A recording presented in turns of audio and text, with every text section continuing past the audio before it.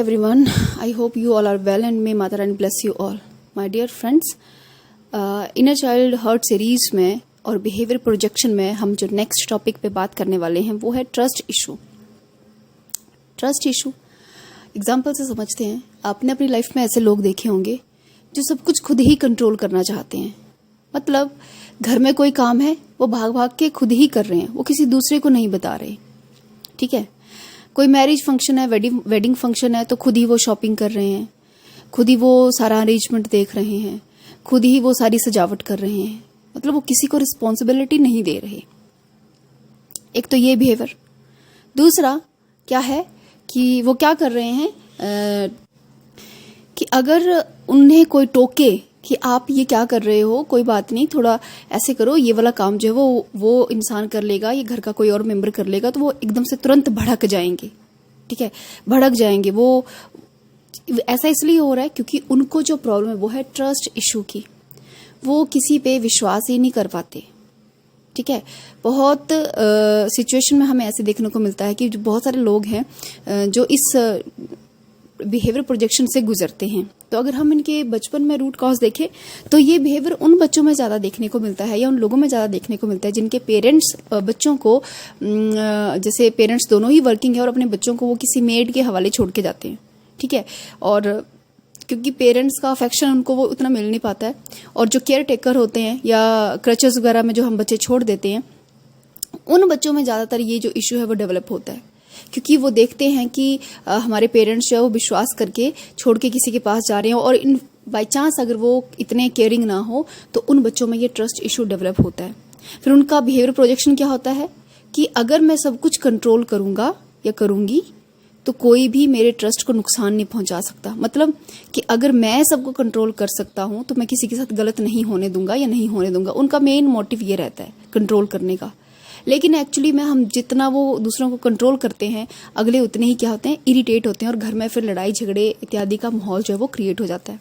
जो controlling nature है actually किसी भी पर्सन का, तो वो क्या है, ड्यू टू ट्रस्ट इशू। लेकिन इसका एक दूसरा एस्पेक्ट भी है। वो लोग जो हर किसी पे बहुत जल्दी विश्वास कर लेते हैं, बहुत जल्दी इसकी बात उसकी बात विश्वास करे जा रहे हैं। बस इसने कुछ कहा, आंखें बंद करके हाँ जी हो गया। ठीक है, तो वो भी एक ट्रस्ट इशू है।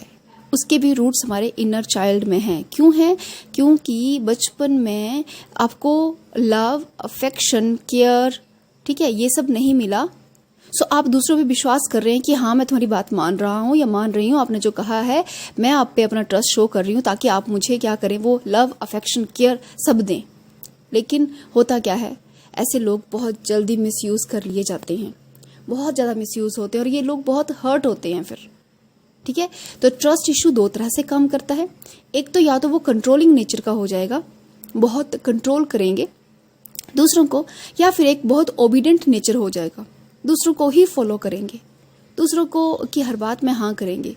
दोनों ही केसेस में क्या है, वो अपने आप को दूसरों को शो करना चाहते हैं, अपने आप को वो प्रूफ करना चाह रहे हैं, कंट्रोल करके भी प्रूफ करना चाह रहे हैं, और बहुत ज़्यादा आप ओबीडेंट हैं, बहुत ज़्यादा दूसरों की बात सुन रहे हैं, दूसरों पे विश्वास कर रहे हैं, तो भी आप प्रूफ करना चाह रहे हैं कि आई एम एग्जिस्ट, मतलब मेरी एग्जिस्टेंस है यहाँ पे, देखो। राइट, तो ये है ट्रस्ट इशू। ऐसे लोग बहुत कन्फ्यूजन की स्टेट में रहते हैं। वो डिफ्रेंशिएट नहीं कर पाते हैं प्रोटेक्शन में और सिक्योरिटी में। मतलब वो डिफ्रेंशिएट नहीं कर पा रहे हैं कि कंट्रोल और सिक्योरिटी में फ़र्क है। सिक्योरिटी अलग चीज़ है और कंट्रोल करना एक अलग चीज़ है। इवन वो डिफ्रेंशिएट नहीं कर पाते हैं ऑब्सेशन में और केयर में। केयर करना किसी चीज़ की अलग चीज़ है, लेकिन उसके लिए ऑब्सेस्ड हो जाना वो एक अलग चीज़ है। उनको लगता है कि उनका ऑब्सेशन ही उनकी केयर है। ठीक है, तो वो क्या करते हैं, कन्फ्यूजन की स्टेट में रहते हैं, वो इन चीज़ों में डिफ्रेंशिएट नहीं कर पाते। राइट, तो अगर आपके आसपास या आप में ये इशू है तो बहुत ज़्यादा आपको ज़रूरत है इनर चाइल्ड हर्ट या वुंड्स को ठीक करने की। और जब तक आप इन पे काम नहीं करेंगे, आप अपने आप को या किसी और को कभी भी नहीं बदल सकते, क्योंकि ये सब नीड्स हमारे बचपन में रहती हैं। राइट, सो आई होप आपको ये चीज़ समझ आई होगी। Thank you so much for the listening. Please do like, share, subscribe my channel. Thank you.